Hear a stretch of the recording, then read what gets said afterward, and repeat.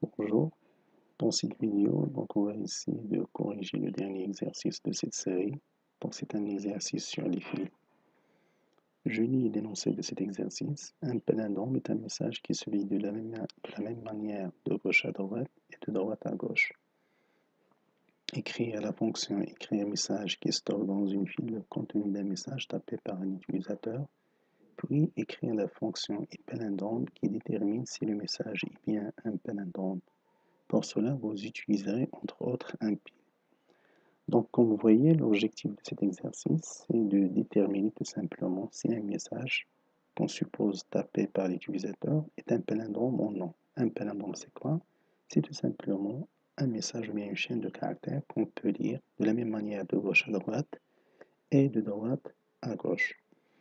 Pour corriger ou bien résoudre cet exercice, on va procéder de la manière suivante. Première chose, on va essayer de définir une fonction et créer un message. Donc, le but de cette fonction, c'est tout simplement de former une file ou bien une queue à partir des éléments d'un message qui est rien d'autre qu'une chaîne de caractères passée par paramètre. C'est-à-dire quoi?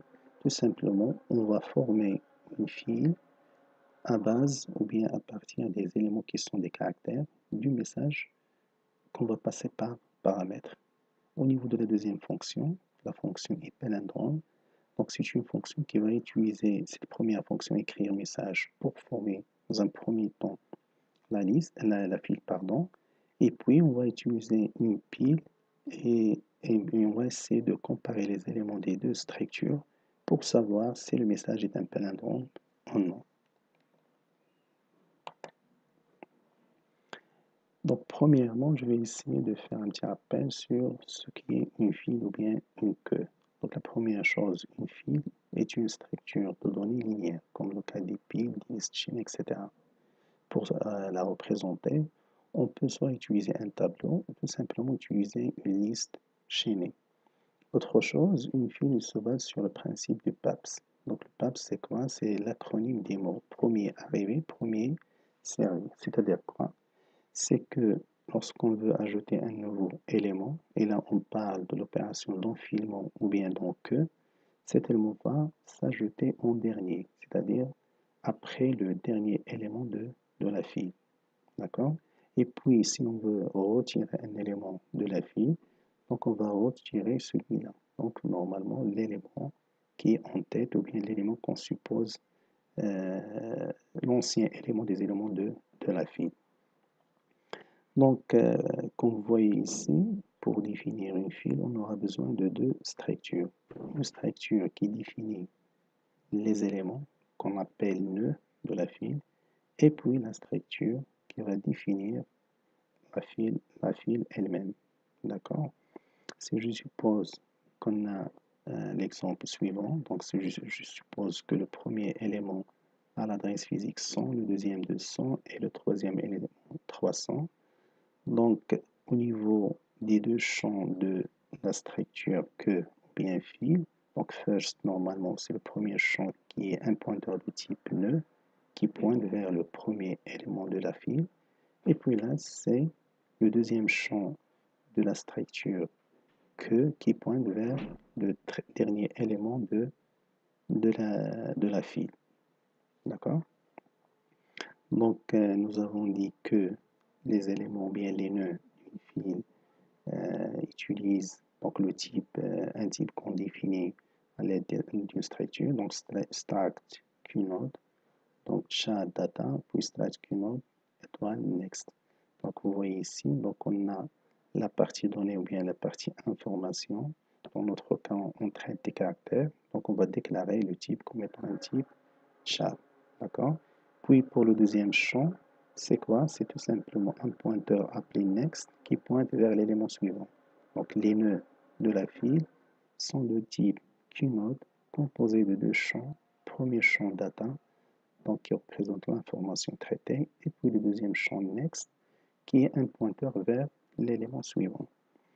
Maintenant, pour le type ou bien la structure qui définit la queue, donc c'est struct qnode étoile first et struct qnode étoile last. Donc, c'est une structure qui est composée de deux champs. Donc, deux champs de type quoi? De type pointeur struct QNode. D'accord? Donc, le premier champ first qui pointe vers le premier élément de la queue et le deuxième champ, donc c'est un autre pointeur de type QNode qui pointe vers le dernier élément de la queue. Donc, comme vous voyez, pour définir un fil, il faut définir deux types ou bien deux structures. Donc, un type pour définir les nœuds de la file et un deuxième type, bien sûr, qui définit la file elle-même. Maintenant, on passe à l'opération d'ajout. Donc, l'ajout d'un nouveau nœud ou bien d'un nouveau élément, et c'est ce qu'on appelle l'enqueue ou bien l'enfilement. Donc, comme j'ai dit, pour respecter le principe du pape, si je veux ajouter un nouveau élément à cette queue, donc je dois le placer ici. Donc, derrière celui-là qui était et qui est le dernier élément de la queue. Donc, la première chose qu'il faut faire, c'est tout simplement, il faut créer ce nouveau élément. Donc, qui est de type quoi? De type QNode. Donc, l'instruction suivante, donc, qui utilise ou bien fait appel à la fonction malloc pour chercher un espace qui correspond à ce type-là, struct QNode. Donc, on lui donne le nom node, on initialise son champ donné, donc on va placer par exemple la valeur data4, et puis la deuxième chose qu'il faut faire, il faut établir un lien entre le dernier élément et ce nouvel élément. Et avant ça, donc on va mettre son champ next à 0 pour dire quoi? Que celui-là devient maintenant le dernier élément de la queue. Donc, deuxième chose, on va établir un lien entre le dernier élément de la queue et ce nouvel élément.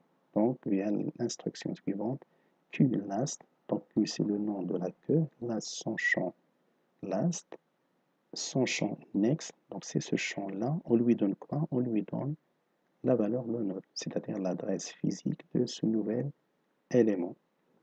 Et puis, qu'est-ce qu'il faut faire? Il faut tout simplement maintenant mettre à jour la valeur de last. Maintenant, le dernier élément de la liste n'est plus celui-là, mais celui-là. Donc, avec l'instruction QLast est égal à node, donc on mettra à jour la valeur de last, qui est le deuxième champ de la file. D'accord? Donc, ça, c'est l'opération d'enfilement ou bien en queue. Donc, toutes ces opérations sont regroupées au niveau d'une fonction en queue, donc qui prend deux paramètres. Donc, un paramètre qui correspond, le premier paramètre qui correspond à la file, et puis un deuxième qui correspond à l'information qu'on veut ajouter. D'accord?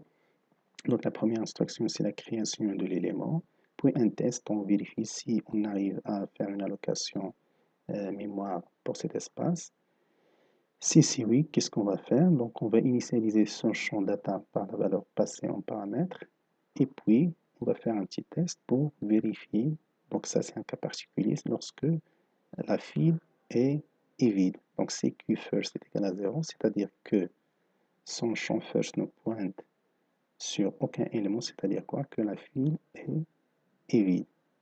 Si c'est le cas, qu'est-ce qu'on va faire? Donc, Q first est égal à Q last est égal à node, c'est-à-dire quoi?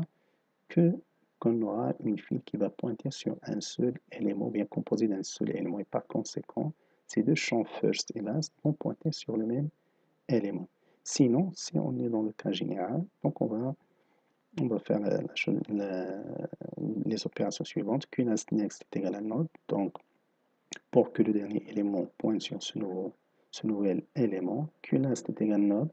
Donc, on va mettre à jour la valeur de last.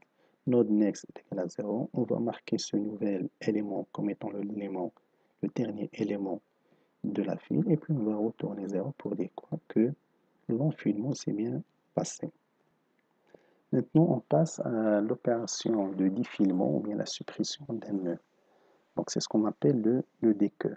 Donc, si je prends cet exemple, si on veut maintenant supprimer un élément, bien défiler un élément, donc l'élément qu'on va prendre, c'est celui-là. Donc, c'est le premier élément pointé par le champ first de la file queue.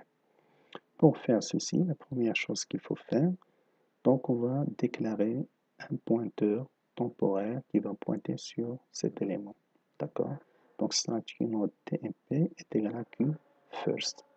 Et puis qu'est-ce qu'on va faire? On va placer first, on va le mettre à jour, c'est-à-dire on va placer first de telle sorte qu'il pointe sur le deuxième élément. Cela est illustré par l'instruction suivante. Q first égale à quoi? Égale à Q first next. Donc l'adresse du deuxième élément. Et puis, on n'a rien d'autre, on n'a rien qu'à appeler la fonction free pour libérer l'espace occupé par cet élément. Donc on va appeler free pour libérer cet espace. Donc ça, c'est l'opération de défilement. Donc qui est illustrée par la fonction dque, donc qui prend deux paramètres, la file et le champ val, et vous remarquez ici qu'on a fait un passage de ce champ, un passage paradise. Pourquoi? Pour garder l'information qu'on va récupérer. D'accord? Donc un premier test qu'on fait, si la file est vide. Donc si la file est vide, alors on n'a rien à supprimer. Donc c'est pour ça qu'on va retourner 1. Et bien sûr, on va donner une valeur, par exemple 0 à val. D'accord? Sinon, si la file contient au moins un élément, donc on va récupérer la valeur. Donc étoile val qui est égal à Q first data. Donc c'est le champ data du premier élément de la file. Puis on va déclarer temporairement un pointeur qui va pointer sur le premier élément. Et puis, on va faire un deuxième test. Maintenant, si la file est composée d'un seul élément, c'est l'objectif de ce premier test. Si Q first est égal à Q last, c'est-à-dire que la file pointe les deux champs first et last sur le premier, le même élément, donc le premier, alors Q first est égal à Q last est égal à nul. Pour dire quoi? Que la file va devenir une file vide. Sinon, si on est dans le cas général, donc qu'est-ce qu'on va faire? Q first est égal à Q first next. Donc on va mettre à jour la valeur de Q first, donc c'est-à-dire placer Q first de telle sorte qu'il pointe sur le deuxième élément, libérer l'espace occupé par TMP, c'est-à-dire le premier élément, et return 0 pour dire quoi? Que l'opération de défilement s'est bien passée. Maintenant, on va passer à la définition de la première fonction. La première fonction dont l'objectif est de former une file à partir des éléments d'une chaîne de caractères passés en paramètres. Donc la signature de la fonction est la suivante, struct que étoile, écrire message, char, ch. D'accord? Donc je suppose que j'ai une chaîne de caractères. Donc là, je vais expliquer comment on va implémenter cette fonction. Donc je suppose que j'ai une chaîne de caractères composée de 3 éléments, c'est-à-dire 3 caractères A, M, A. Et puis à l'intérieur de cette fonction, je vais déclarer localement une file qui est initialisée ou bien qui est vide. C'est-à-dire quoi? Que ces champs first et last sont initialisés par 0. D'accord? Donc l'opération qu'on va faire, c'est tout simplement, on va essayer de parcourir les éléments de la chaîne de caractères. Et pour chaque caractère, on va essayer de l'ajouter au niveau de la file que. C'est-à-dire, on va faire une opération dans que. D'accord? Donc, je vais parcourir, si je suppose que taille ici est la taille de la chaîne de caractères CH. Donc, je vais faire une boucle pour parcourir tous les éléments de la chaîne. Et pour chaque élément des CHI, chaque élément de la chaîne de caractères, je vais l'enfiler ou bien l'enquer au niveau de la file que. C'est ce qu'on va faire. Pour le premier caractère, c'est A. Donc j'appelle enquer QCHI pour faire quoi? Pour que la file pointe sur ce premier élément. Donc la file est composée d'un seul élément, c'est pour cela que first et last vont pointer sur ce premier élément. Puis je vais répéter l'opération avec le deuxième élément, c'est le CH1. Donc j'appelle enquer et je passe CH1. Donc je vais établir un lien entre le premier et le deuxième, et puis je vais mettre à jour la valeur de last. Et puis je vais refaire la même chose avec le dernier élément de la chaîne. de la chaîne de caractères, donc c'est le CH2. Donc je vais appeler en queue QCH2. Donc je fais une mise à jour des liens entre le deuxième et le troisième élément. Et puis je vais mettre à jour la valeur de reste. Donc ça, normalement, c'est l'opération que doit faire la fonction écrire message. Donc c'est de former ou bien de créer une queue à partir des éléments d'une chaîne de caractères qu'on passe en paramètres. Donc vous voyez ici, donc c'est le code de cette fonction. Donc struct queue étoile, écrire Charles CH. Donc je fais ici les déclarations nécessaires. Donc taille, c'est strlen.ch, donc ça correspond à la taille de la chaîne de caractères. Puis je déclare Q comme étant une file nulle. Donc je fais une réservation de l'espace mémoire pour ce type-là, le type struct queue. Puis je fais une comparaison si on n'arrive pas à faire une allocation mémoire, donc on va sortir, sinon on continue donc la création de notre file. QFirst est égal à QLast est égal à nul pour dire quoi? Ça, c'est l'initialisation de la file. Donc on va initialiser la file de telle sorte qu'elle soit une file vide. Et puis, qu'est-ce qu'on va faire? Tout simplement, on va prendre tous les éléments de la chaîne passée, du CH, et on va les enfiler au niveau de la queue, ou bien de la file que nous venons de créer. D'accord? Donc, et cela, normalement, va nous permettre de créer une file à partir des éléments de la chaîne de caractères passés en paramètres. Maintenant, pour la deuxième fonction, la fonction hyperlindrome. Donc, c'est une fonction qui retourne un entier. Donc, un entier pour dire si le nom ou bien si le message est un palindrome ou non et qui prend en paramètre une chaîne de caractères. Donc, l'objectif ou bien ce que doit faire cette fonction, c'est de vérifier ça. Si j'ai une chaîne de caractères, est-ce que je peux la lire de la même manière de gauche à droite que de droite à gauche? Dans cette fonction, on va passer par trois étapes. La première, donc c'est la création d'une queue à base de la chaîne de caractères. C'est normalement ce qu'on a fait avec la fonction écrire message. Donc au niveau de la fonction hyperlindrome, on va faire tout simplement un petit appel à la fonction écrire message qui forme ou bien qui crée une queue ou bien une file à partir des éléments d'une chaîne de caractères passés en paramètres. Donc on a vu ça. Puis la deuxième étape, c'est la création d'une pile par la moitié des éléments de la queue. Maintenant, on a la file qui est remplie des éléments de notre chaîne de caractères. Ce qu'on va faire maintenant, on va déclarer une pile vide et on va essayer de la remplir par la moitié des éléments de notre file. D'accord? Pour faire ceci, on va faire une boucle qui va parcourir la moitié des éléments de la file. Si je suppose que taille est le nombre d'éléments de la chaîne de caractères, donc taille sur 2, c'est la moitié des éléments normalement de la file Q. D'accord? Et puis, qu'est-ce que je vais faire? Donc, tout simplement, je vais prendre les éléments de la queue et je vais les mettre dans la pile. Donc, pour prendre un élément de la queue, je vais appeler tout simplement la fonction desQueues. Pour faire ou bien ajouter un nouveau élément à la pile, qu'est-ce que je vais faire? Je vais appeler la fonction push, donc ou bien empiler. C'est ce qu'on va faire et on va répéter ceci pour la moitié des éléments de notre file. Donc j'appelle dès que, donc je vais récupérer ce premier élément et puis je vais appeler quoi?